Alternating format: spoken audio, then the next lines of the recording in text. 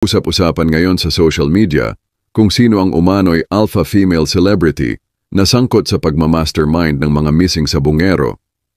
Matapos ang huling revelasyon ni alias Totoy, ang whistleblower na isa sa 6 na security guard ng Manila Arena, matatanda ang kinumpirma ni Justice Secretary Boying Remulla kahapon na isang makapangyarihang tao ang nasa ulo ng operasyon. Kaya ang mga netizen ay binabalik ang mga koneksyon sa mga kaso kay bilyonaryong businessman na si Atong Ang. Matatanda ang unang nadawit ang pangalan ni Atong Ang noong 2022. Inimbitahan si Ang sa Senate inquiry ng missing sabunghero matapos madiskubre ng mga otoridad na 6 sa major cases ng nawawalang mga sabunghero na nasa ilalim ng Lucky EYT Star Quest na pagmamayaring kumpanya ni Atong Ang. Sa bagong isiniwalat na impormasyon ni alias Totoy, ayon sa kanya may isang kilalang celebrity na kasama sa 30 suspek sa pagkawala ng mga sabungero. Maraming balita ang lumalabas na nagsasabing ang celebrity na ito ay si Gretchen Barreto. Si Gretchen Barreto ay naging usap-usapan noon dahil sa pagiging malapit kay Atong Ang. Bukod dito, nahihilig din siya sa sabong at noong panahon ng COVID-19 na naging kasagsagan ng e-sabong, madalas na nakikita si Gretchen at Atong Ang na magkasama. Minsan pa nga ay nakikita sila sa sabungan. Sa mga panahong ito rin nangyari ang maraming pagkawala ng mga sabungero. Colonel Campo Rogar. Dito nyo makikita ngayon ito. Sino itong Colonel Campo Rogar? Nagmi-meeting po kami sa opisina. Andyan yung cybercrime. Ibig sabihin, malinis sa intensyon namin talaga. Nagsusumbo talaga ako. Ang tagal nag-uusap. Tapos, eto si Colonel Rogart. Sabi niya, boss, gusto mo dukutin na lang namin eh. Hindi ko, nandiyan siya pwede niyo tanungin. Saka yung MBA, nandito si Atty. Dungalo. Pagkatapos noon, naging PD at, hindi ko na siya nakita after last January. PD niya ata siya ng ano, hindi ako matandain sa pangalan. Sinabi sa akin ni parang RJ Mia, yung bagong PD raw, yun daw yung CID or something, gusto raw ako makausap. Nasa lipa ako nun. Napunta siya. Sabi ko, sige, gusto ko makita yung mukha para makilala ko. Nakita ko, siya rin niya yun, si Colonel Rogart. Sabi niya, sir, baka akala ko hingi ng donation. Okay. Para pampagawa. Usually, gano'n naman eh. Nagpapagawa talaga ako ng mga kapo, pati army. Tinutulungan ko eh. Ang sabi, nagulat ako sa sinabi niya. Sabi niya, sir, baka imbitahin namin kayo doon, birthday ko. Tapos, at the same time, i-blessing doon. Tapos, sabi mo sa mga tao na ikaw ang gumastos doon, ikaw ang nagpagawa. Nagulat ako. Sabi ko, ba't mo ako tuturuan magsinungaling? May na-explain siya eh. Sabi ko, ako, Colonel, binigyan ko 1 milyon. Binigyan ko 1 milyon. Sabi ko, Colonel, eto 1 milyon, ipagawa mo na lang yung ipagawa mo, patapos mo na yan para sa finishing sa lahat. Which is tinanggap naman niya. Kaya lang, bakit niya ako tinuturuan magsinungaling? Siya sinabi na ikaw daw ay nag-volunteer na dukutin na lang yung mga suspect na yan. Narinig ko po kanina. So narinig mo lahat ng sinabi niya kanina? Yes, sir. Okay, you have the floor. Either you confirm or deny lang sinasabi ni Mr. Atong Ang. Sir, ganito po yun, sir. Last year, nung ako po yung assigned pa sa NCR CIDG as the regional chief, kakilala ko, kaibigan ko si Joseph Lumbad, and humingi sila nga ng tulong na because Joseph Lumbad is working for the Lucky 8 kasamahan po nila Mr. Atong Ang, sir. And ang sabi ko, gawa po kayo ng letter request for police assistance. Yun na nga po yun, sir, yung i-present po kanina at naka-address nga po yun kay General Ferro sa Director CIDG. And yun yung, kung naalala niyo po noon, sir, no first Senate hearing, nasabi yun ni Attorney Santos na may request sila for assistance na kasama NBI at CIDG na ina-allege nung isa sa mga witness na malakas na daw si Mr. Atong Ang sa NBI, sa CIDG. Pero sa amin, sir, for purposes na kailangan po naman talaga namin, kayo po, sir, lahat naman tayo bilang police, for police assistance, intervention, kailangan may basis. Kaya gumawa po ng sulat si Attorney Santos from the Lucky 8 Corporation, address to Director CIDG, ako po ang nag-receive, and nag-usap-usap na po kami, kasama na po noon yung NBI. That's the first time na doon nga po, nagpunta kami minsan sa office na ni Mr. Atong Ang sa Mandaluyong, sir. At saka, sandali it was recorded during the last hearing Yes, sir. na si outgoing CIDG Director, General Ferro, was blinded by that operation. Hindi niya alam. Hanggang sayo lang ang coordination, hindi niya alam. Di ba? Naggulat pa nga siya. Meron pala kayong operation na ganun ginagawa. Hindi niyo pinapaalam yung director ninyo. Sinabi ko po yung sa kanya kasi kung makikita niyo po, sir, yung letter request for police assistance addressed to Director CIDG, ako nasabi naman ni General Ferro po noon, sir. O, ikaw na no, yung bala. Sa NCR, CIDG na, kayo na humawak. Kaya ako na po ang nag-receive, sir. And after the police operation, may Pero natin ha, nag-delay si General Ferro na hindi niya alam yon. Tapos ngayon, nagsasabi ka na siya nagsabi sa'yo na ikaw ang bahala. Yes, sir.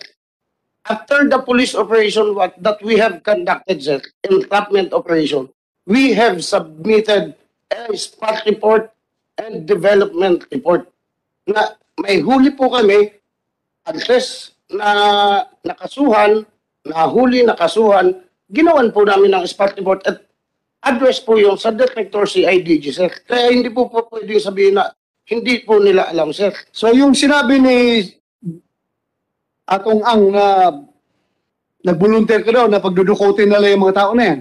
Yes, sir. Ganito po yan, sir. Sir? Ganito po, sir, ang kwento dyan, sir. Deklaro mo muna. Yes, sir. Totoo yan, sinabi mo during a meeting.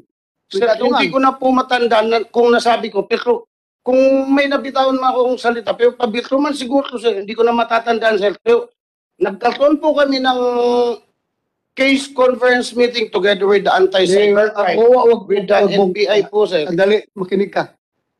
Ikaw ay hindi ka pa retired hindi ka pa malimutin. Words like that, you cannot just easily slip by your mind. Yung sinabi mo na nag-volunteer ka sa kanya na pagdudukutin lang natin yan, sir. True or false? No, sir. Ha? No. Yes, sir. So nagsinungaling si Atong Ang. Hindi ko na po matatandaan, sir.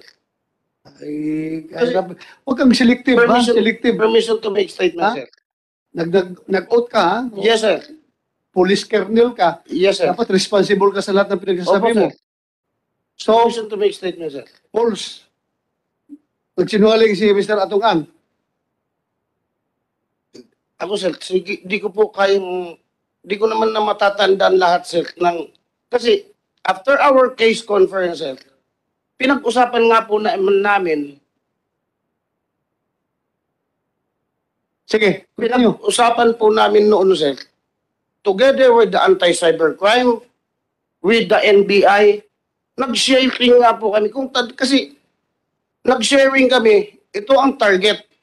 Within NCR, Metro Manila, sir, sa amin, ng NCR CIDG, napunta yung mga target na involved sa cloning.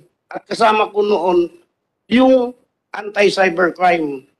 Yung outside Okay na yun, settle na yun. Nagkandak yan ng operation, pati NBI, Yes, sir. request na siya Outside sa Metro NBI, Manila po, sir. nagkandak operation, positive results. Yes, sir. Legal lahat yun. Yes, Walang sir. problema, di ba? Wala Opo, tayong nakita problema doon, legal lahat yun. Ito na namang sinabi niya kanina na binigyan kanya ng 1 million. Yes, So sir. yun, tinanggap mo. Sir, may letter request po kami kasi even totoo po yung sinasabi ni Mr. Atong Ang, na even nung ako'y nasa CIDG, talagang kulang ang gamit din ng kapulisan. Alam mo Okay, po yan, sige. sir. o, Nag-donate, Tinanggap mo. nag-donate siya ng computer, sir, 10 laptop. Okay. Tinanggap po namin nung nasa Laguna ako, sir. Gaano kayo ka-close ni Mr. Atungang? Hindi kami ganun ka-close po, sir. Ilang bisis lang kayo nagkikita? Yun nga, sir, nung doon sa office niya, nung nag-case conference po kami with the anti-cybercrime, with NBI, and then nung pangalawa nung sa Lipa, sir, na ako'y PD na po ng Laguna, na How about itong si Juan? Si Julie Patindungan. Matagal mo na itong kilala? nung sa Laguna na lang po kami kilala niyan, sir, ni Don, sir. Palagi kayo nagtatawagan ng cellphone. Nagkakatawagan po, sir. Okay.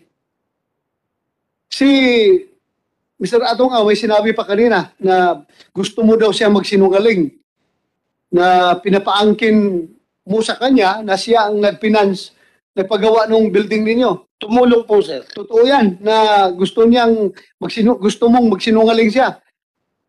Sinabi ko lang, sir, na tumulong siya.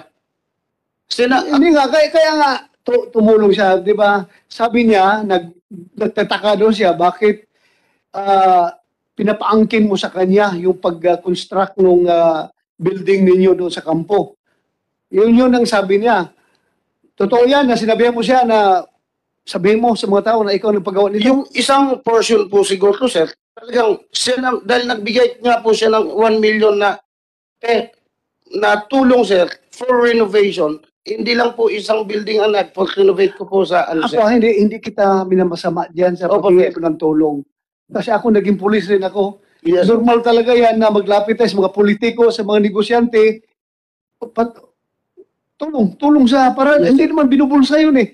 Opo, Gawa ng kampo, okay lang yun. Pa-repair. Marami mga mababait na tao, kagaya ni Atong Ang, na mabilis magbigay ng suporta. So, okay lang yun sa akin. Kino-confirm ko lang ito ngayon sa'yo para, kasi sinasabi ni Atong Ang na you are apparently a part of the conspiracy to put him down. ay hindi ko masasabing part ako, sir. Kasi, alam ko naman, ginagawa ko lang. Diretsahin kita. Sabi niya, ang pinaka-suspect niya is Mr. Bong Pineda. Yes, sir. May kaibigan ba kayo ni Bong Pineda? Hindi, sir. Hindi. Hindi po, sir. General Kaskulan. Hindi din, sir. Oo. Naging chief PNP mo yun, hindi mo kilala. Hindi, kaibigan mo. Bata ka ba? Hindi, sir. Hindi. Hindi Sino po, sir. naglagay sa USPD ng Kalamba? During the time of General Eliazar po, sir. General Eliazar. Yes, sir. O ito ngayong mga kaso ni Julie Patindungan na apparently parang gawa-gawa lang daw. Sabi niya itong ang para ipin down yung tao niya. Ano masasabi mo doon sa mga kaso na hinaharap ni Patindungan? Yung mga double attempted murder, frustrated murder? Wala akong masasabing may kinalaman. Hindi mo time yon? Hindi po, sir.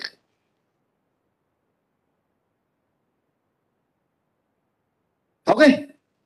Sige. Yes, sir. Satisfied ka, Mr. Atunghang? Kung magtanong ka, you direct it to Your the Honor. chairman. Senyor, Ako na magtatanong sa Honor. kanya. Ano ko lang dito? Number one, yung sinasabi niya selective ang isip niya, ang utak niya, nung ano po na sabi niya, hindi niya matatanda na sinabi niya ang dutukutin. Nung sinabi niya po yun, kaya ang daming accomplishment na nahuli dahil hindi nga ako pumapayag sa ganyan. Pwede niyo, kung sinasabi niya, hindi niya matanda na sinabi niya, pwede niyo natin tanungin yung NBA dito, baka narinig. Ang mga tao ko lahat kasi narinig eh. Number two, yung ano po, Your Honor, yung sa Laguna, sa Lipa, yung sinabi niyang halos tapos na yung pinakita niya sa akin picture. Hindi siya humihingi ng pera nun, nag-donate lang ako. Ang sabi lang niya, akuin ko lang daw akuin ko lang daw na ako nagpagawa lahat. Sabi ko, hindi ko makita logic. Kaya tinawagan ko si Atty. Carol. Kasi si Atty. Carol lang kakilala nila, tsaka si Joseph eh. Never ko siya kilala, kaya sabi ko, nakita ko lang siya once, twice nung lumapit, hindi ko alam pangalan niya eh. Natanda ko lang mukha niya. Nung nakita ko, ikaw pala PD ngayon, Colonel. Tapos nagulat ako, ba't gusto niya ako magsinungaling agad? Ba't sanay ka magsalita magpagsinungaling ang tao? Yun ano ko, tapos lalabas ng mga testigo mo, puro nagsisinungaling. Alam naman natin, dadamay mo pa yung mga pulis, di ka naawa. Kasi utak pulis din ako eh. Pareho tayo eh. Nakita niyo naman, Your Honor, di po ba? Nakita niyo naman siya magsalita. Kernel ka, PD ka, hilaw ang salita mo. Ito ang terminology na natin. Thank you for that. Anong reaction mo? Sir, yung sinasabi na makakalimutin ako, siguro sir, sasabihin ko, slip of a tongue. Kasi sir, pero kung talagang didiretsuin kung yung sinasabi ni Mr. Atong ang na dukutin, hindi sana ginawa ko na sir, ba't pa kami nanghuli? Nanghuli po kami. Ito ha, Hindi sir, sabihin nga, posibleng nadukot dahil nga mayroon tayong nahanap ngayon na 34 na tao. o sir, pero wala Kaya po nga, akong kinalaman. very sir. crucial yung statement mo na pagdudukutin na lang natin mga yan dahil nga may nahanap tayong 34 na Yes, tao. Pero wala po akong kinalaman doon sa ang pinag-usapan lang namin doon sir, yung involved sa cloning and nahuli po na amin yon, nakasuhan. After that, wala na po kaming kinalaman sir. Ito Cloning operations yun. cloning operation lang sir. Okay, we'll take that up later. Meron tayong kaso dyan. Mag-update na sa DJ about that. So ano pa? Wala na po sir. Thank you. Opo sir. Salamat ha.